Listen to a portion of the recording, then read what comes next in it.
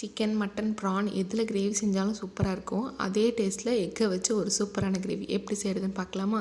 ஒரு பேன் எடுத்து அடுப்பில் வச்சு கொஞ்சமாக எண்ணெய், மஞ்சத்தூள், மிளகா பொடி ஆட் பண்ணிவிட்டு ஸ்லோ ஃப்ளேமில் வச்சுட்டு பொறுமையாக அப்படி மிக்ஸ் பண்ணி விட்டுருங்க.